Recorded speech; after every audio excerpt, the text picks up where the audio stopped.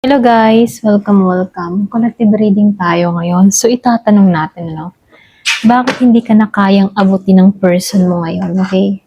Bakit hindi siya makalapit sa'yo? Ano yung mga dahilan? Bakit hindi ka niya na maabot-abot, okay? Give me the message. Bakit hindi ka na maabot-abot ng person mo? Or bakit hindi niya ikaw kayang lapitan, ganyan? Anong dahilan?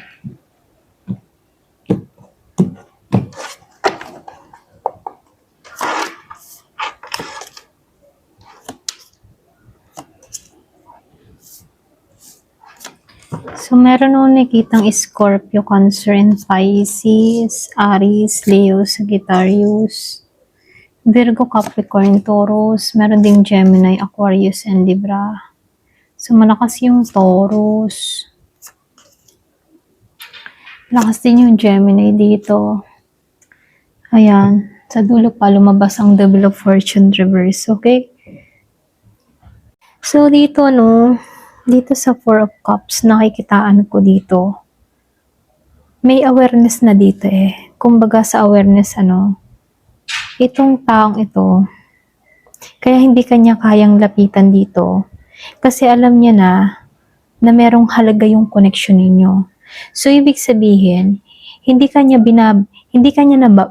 nababaliwala.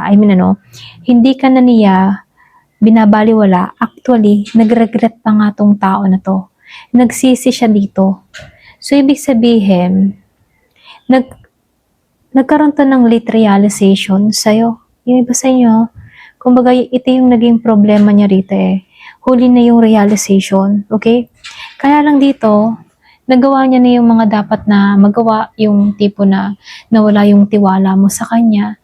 Kaya lang, itong tao na to, ngayon niya lang napagtanto-tanto, ngayon lang to nakapag-isip-isip dito na nabaliwala ka niya, okay? So, lumalabas dito, may feelings pa rin naman tong tao na to. Kaya lang dito, pinipigilan niya rito. Okay? Kumbaga doon yung pagpipigil. So, nakikitaan ko dito, sa panahon ngayon, nagkakaroon na to ng growth, okay? Nagmamatured na siya dito, pagdating sa love. Nag-level up naman siya rito, Pero dito, nag-level up nga yung tingin niya dito sa King of Cups kung paano dapat iparamdam yung pagmamahal, Kaya lang, may pumipigil, okay? Hindi siya marunong mag-express ng kanyang nararamdaman, So, lumalabas dito, gusto niyang iparamdam at iniisip ka niya, pero tahimik lamang siya, okay? Ayaw niya bang magpakita dito ng kahinaan sa'yo? So, malakas dito, may Pisces. So, halos lahat naman nandito, Meron lang nakitang Pisces dito. Kumbaga, ayaw lang ng tao na to na magkamali-muli siya sa'yo. So, meron to mga desisyon na nagpapahirap sa kanya rito, Sa Two of Wands. Yung bang tipo na gusto kanyang lapitan, pero nag-iisip pa rin siya dito kung tama bang lumapit sa'yo or hindi. Naka-standby siya dito. Kumbaga, nag-iisip tong tao na to kung ano ba yung next moves niya sa'yo. Nag-iisip siya dito kung ano ba yung dapat niyang gawin sa'yo. So, itong tao na to, takot ba siya? Takot ba siya na pumili ng maling direksyon? Alam mo yun? So, meron tong takot dito. Kumbaga, pwedeng yung naranasan niya sa'yo, yun yung nagbigay ng takot sa taong ito. Okay? So, unti-unting lumilitaw yung takot dito, sa damon. Kumbaga dito, lumilitaw na kasi yung katotohanan. Alam na ng tao na to kung ano yung nararamdaman niya at kung bakit siya natatakot, Pero kahit malinaw na sa kanya dito, merong pumipigil sa kanya kung bakit hindi siya kumikilos, Ito lang nakikita ko. Malakas dito yung Scorpio, Year of the Dog. So, dito, yung pumipigil dito, nakikitaan ko rin dito, meron tong mga bigat na dala-dala. Alam mo yun? So, sobrang bigat ng kanyang dinadala dito, no? Kumbaga, pagod na siya, marami siyang responsibilidad, pressure siya, emotional baggage yung dala-dala niya dito, no? Pakaramdam niya ba, dagdag siya sa bigat, okay?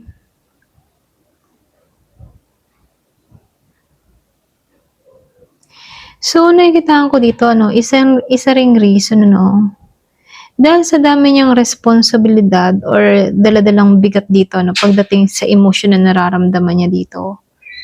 Naisip ka din ng tao na to na isa ka ring dagdag na bigat sa kanya, okay? Pwede ring sabihin na pwedeng ikaw ay sensitive, emotional ka, para bang nagbibigay ka din ng dagdag sa kanya dito, sa kanyang kalooban, ano? Pero yung totoo dito, ikaw naman yung totoong pahinga ng tao na to, kaya lang, pwedeng nag-overthink din itong tao na to, no? Na baka ikaw din yung maging bigat pa para sa kanya. Kaya lang, dahil dito nga pumasok dito yung Four of Cups reverse, dun pumasok kasi yung realization na hindi ka pala pabigat, ano? Ikaw pala yung kapahingahan niya. Ganyan. So, nakikitaan ko rin dito, no? Meron kayong unfinished cycle. Kumbaga, meron nung nakitang hindi pa tapos sa inyong dalawa. Hindi pa siya natapos sa'yo. Meron nung nakitang personal issue or pwede ring past relationship or commitment na hindi niya pa maisara, okay? So, ayaw kanyang papasukin habang magulo pa siya. So, pwede ring itong person mo, meron tong yung mga tipong nasa komplikadong sitwasyon, ganyan. So, marami siyang mga iniinda or marami siyang mga problema, ganyan. So, nakikitaan ko rin dito, no? Meron siyang pakaramdam na talo siya sa sitwasyon. So, ibig sabihin, meron tong mga insecurity, feeling niya wala siyang maibibigay sa'yo or baka i-reject mo siya, ganyan. Mas pinipili na lang ng tao na to na masaktan, okay? Kaya to lumayo. Kahit ba, alam mo yung tipo na mas pinipili niyang yung ganung sitwasyon, masaktan siya. Kasi malayo ka sa kanya rito, okay? So, takot itong magsalita. Ito lang nakikita ko, no? Wala siyang boses. Takot siya magsalita dito. Gusto niya ikaw i-message pero hindi niya ginagawa. Ito lang nakikita ko sa page of Sword Reverse. Gusto kanyang kausapin, gusto kanyang i-message. Takot siya sa mga sasabihin mo, takot siyang ma-misinterpret mo siya o magmukhang tanga, ganyan. Takot siya. Takot kanyang kausapin. So, dito, no, ayaw niya sa commitments o sa rules. Ayaw niya ng ganun. Ayaw niya ng may sinusunod na rules. Ayaw niya ng, alam mo yun, yung tipo na serious talk, label, or expectation. Okay? Ayaw niyang pumasok sa isang sitwasyon na may obligasyon agad. So, nakikitaan ko dito, gusto ng tao na to na makalaya siya sa bigat, sa problemang dinadala niya, ganyan. Kumbaga, no, pagod na yung isip ng tao na to. Alam mo yun, gusto niyang kontrolin yung lahat, pero madalas sabog ang isip ng tao na to, okay? Dami niya kasing problema dito sa Ten of Wands. Marami siyang mga suliranin, pasanin, or obligasyon sa pamilya, ganyan. Then, nakikitaan ko rin dito, may desire siya naman lapitan ka dito, kaya lang, hindi niya pa magawa, Kumbaga itong tao na ito, ayaw niyan lumapit ng walang plano. Alam mo yun? Kumbaga nangingibabaw dito yung emotion versus logic. Okay? Dito sa dalawang to. Kumbaga, talo siya sa'yo. Ito rin nakikita ko or talo siya rito sa sitwasyon, Hindi niya alam kasi kung paano sisimulan ng tama. Okay? So, dito, nakikitaan ko rin dito, andun naman yung attraction sa'yo. Totoo yung attraction niya sa'yo. Totoo yung nararamdaman niyang connection sa'yo. Ito yung pinakamalinaw sa The Lovers. Kumbaga, ikaw yung pinaka-choice niya na unahin, Ikaw yung pinaka gusto niya, sentro, okay? Sentro sa puso niya, Ikaw yun. Hindi ka lang basta imaginary o hindi ka basta isip lang. Ikaw yung gusto niyang makamit. Ganun. Meron bang chemistry sa inyong dalawa dito? Kumbaga, andun yung soul level connection ninyong dalawa rito, Kumbaga, meron nagtutulak or may humihila sa kanya pabalik sa'yo. Ganun. Kumbaga, dito, kahit maraming umaaligid-aligid dito sa person mo, Ikaw yung pinaka-special sa lahat. Ganyan. Merong something sa'yo na hindi niya matagpuan sa iba. Okay? So, yung kalaban lamang dito, yung timing, yung oras, pwedeng pinaglapit kayo sa tamang panahon pero maling sitwasyon. Alam mo yun? Hindi pumapabor yung timing dito. So, ibig sabihin, kahit ba gusto ka niya, parang lagi may humaharang. Ganun. Kumbaga, yung buhay yung nagpapadelay sa inyo. Meron internal blocks or pwedeng takot sa pagbabago. Okay? So, nakikitaan ko dito, hindi ka nito nilayuan dahil wala siyang pakialam or nararamdaman sa'yo. Lumalabas lang dito na nilayuan ka niya, dahil hindi pa ito buo. Marami pa siyang mga obligasyon, marami pa siyang pasanin. Takot siyang magkamali dito. Pakaramdam niya kasi kulang siya para sa'yo, okay? Parang hindi niya matagpuan na nabuo siya, ganun. Hindi pa siya naka-align sa timing ninyong dalawa, okay? Alam niya, kapag nilapitan ka ng tao na to, hindi lang to basta-basta. Alam niya yun. So, sinasabihan ka lang dito, na hayaan mo muna siya, okay? Hayaan mo muna siya. Kasi meron itong sariling problema. Marami itong mga problemang kinakaharap na kung saan wala siyang kadamay kundi sarili lang niya. Okay? So, titingnan natin kung may pagbabago ba sa energy ng tao na to. Okay? Give me the message. May pagbabago pa ba sa energy ng taong ito?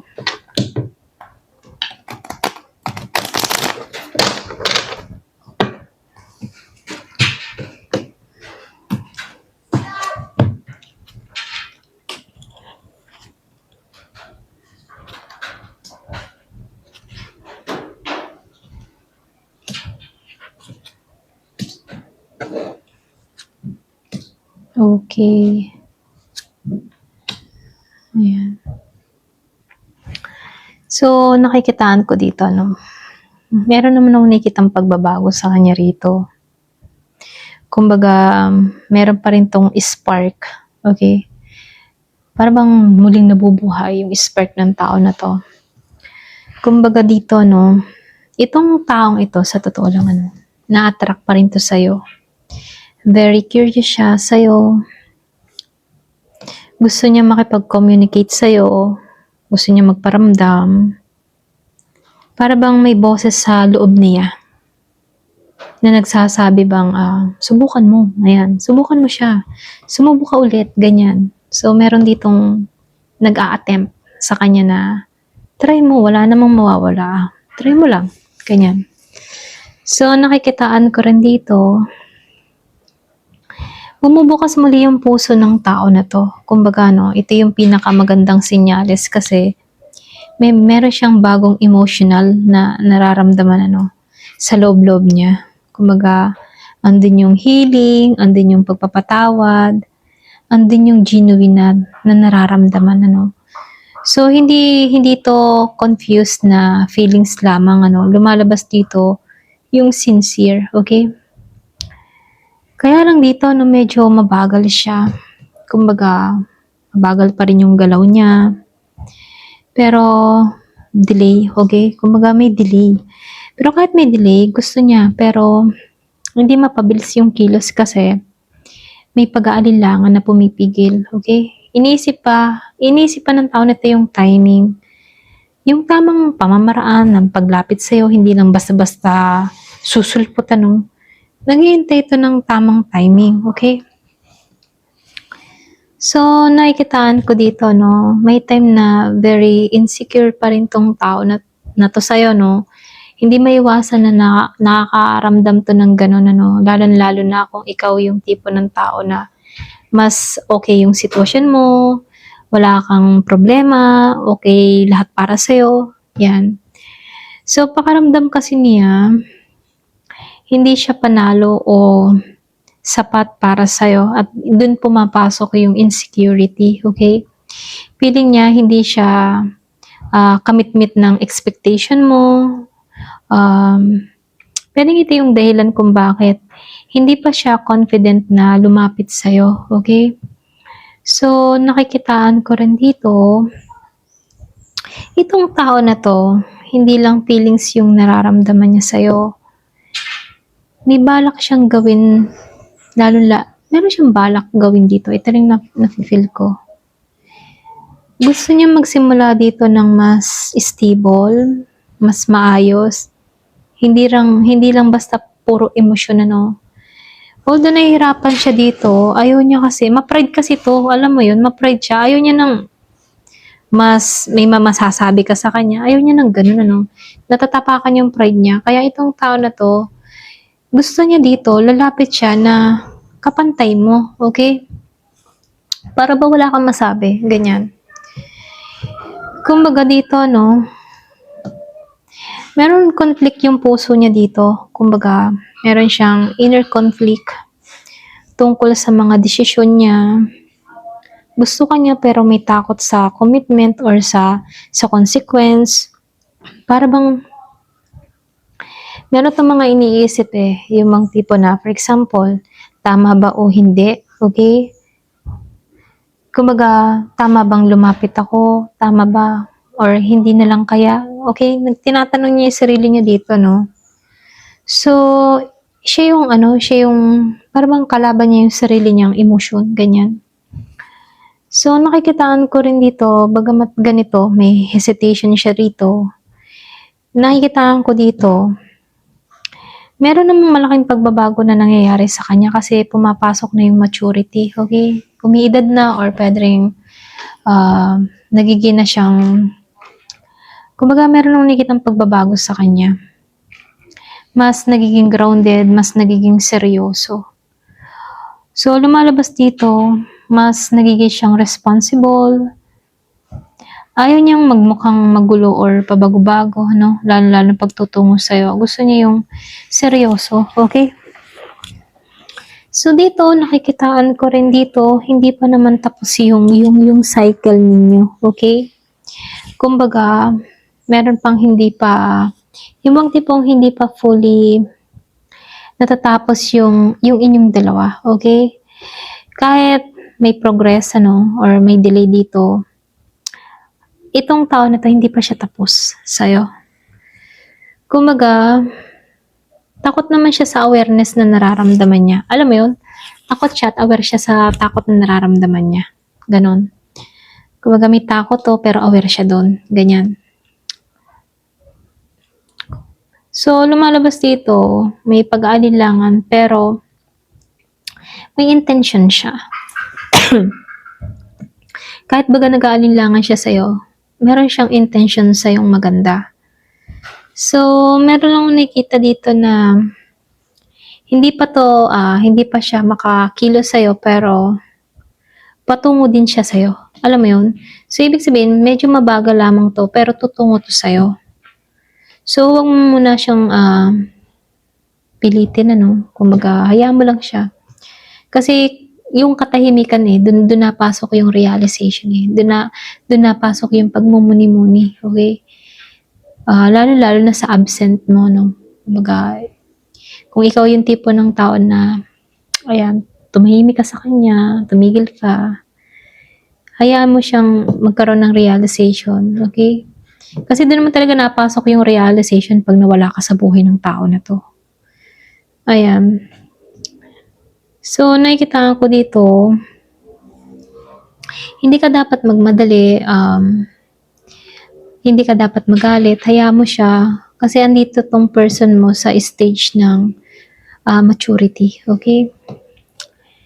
Mas lalakas yung loob ng tao na to kung hindi ka muna yung mas lumalakas yung loob niya kapag ikaw ay lumalayo, ano.